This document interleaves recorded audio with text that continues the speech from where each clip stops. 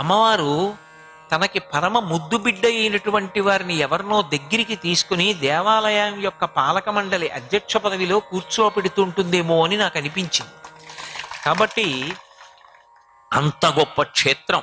శంకర భగవత్పాదులు శ్రీశైలాన్ని వర్ణిస్తూ సంధ్యారంభ విజృంభితం శృతిశిరస్థానాంతరాధిష్ఠితం సప్రేమ భ్రమరాభిరామమసకృత్సద్వాసనాశోభితం భోగీంద్రాభరణం సమస్త సుమన పూజ్యం గుణావిష్కృతం సేవే శ్రీగిరిమల్లికార్జున మహాలింగం శివాలింగితం అంటారు.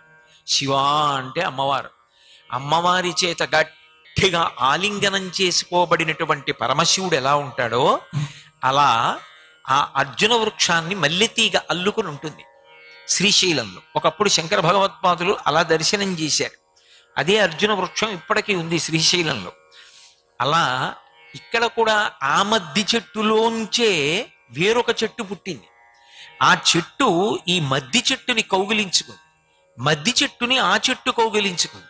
సరిపోలేదన్నట్టు అమ్మవారు బహుప్రీతి చెంది స్వామి పాదసేవ చెయ్యాలనుకుంటోందా అన్నట్లుగా నింబ వృక్షంగా వ్యక్తమైంది. నింబ అన్నది ఎక్కడున్నా, నింబ అంటే వేప చెట్టు.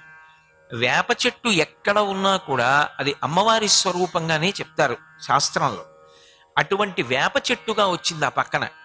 వచ్చి కొద్ది కాలం అయిన తర్వాత వాళ్ళిద్దరూ చెయ్యి పట్టుకుని ప్రదోష వేళలో ఆకాశంలో నడిస్తే ఎలా ఉంటుందో అలా ఆ చెట్టు కొమ్మలు ఈ చెట్టు కొమ్మలు కరచాలనం చేసుకుని దూరం నుంచి చూసిన వాళ్ళకి పార్వతీ పరమేశ్వరులు నడిచి వెడుతున్నట్లుగా గోచరమవుతుంది. అంత గొప్ప క్షేత్రం. ఇటువంటి క్షేత్రాన్ని కంటిని రెప్ప కాపాడుకున్నట్టు కాపాడుకోవలసినటువంటి అవసరం అందరి మీద ఉంది. ఒకానొకప్పుడు వర్తకులు అమ్మవారే వచ్చి ఒక వృద్ధ స్త్రీ రూపంలో మిరియాలు కాసిని అడిగితే ఇవ్వనందుకు జొన్నలు అని అబద్ధం చెప్తే ఆ తల్లి నిజంగానే ఆ బస్తాల్లో ఉన్నటువంటి ద్రవ్యాన్ని జొన్నలుగా మార్చింది. వాళ్ళు మళ్ళీ బాధాపరితప్త హృదయంతో భగవతిని ప్రార్థన చేస్తే మళ్ళీ మిరియాలుగా మార్చింది. అమ్మ కారుణ్యానికి సంకేతంగా వాళ్ళు మిరియాలకి బంగారు ఆచ్ఛాదన చేసి మిరియాల హారం వేశారు. ఆ తల్లి యొక్క చూపులలో ఒక అద్భుత శక్తి దాగి ఉంది. అది మాత్రం పరమసత్యం. ఆవిడందుకే తలుపులొద్దు అంది. ఆ చూపులతోటి పోషిస్తోంది. ఒక్కసారి వచ్చి నిలబడితే చాలు ఆవిడ తన చూపులతో చూస్తుంది. మనం ఆవిడ్ని చూడడం కాదు, ఆవిడ చూపులో మనం పడ్డం ప్రధానం.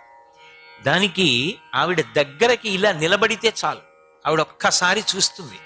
ఆవిడ చూపులో పడ్డామా అంతే, మనకి పట్టినటువంటి అలక్ష్మి అంతా కూడా తొలగిపోయి ఏ ఈప్సితములు నెరవేరితే జీవితానికి సౌభాగ్యం కలుగుతుందో అటువంటి వాంఛితార్థములను ప్రసాదించగలిగినటువంటి అద్భుతము. సర్వం శ్రీ ఉమామహేశ్వర పరబ్రహ్మార్పణమస్తు. స్వస్తి.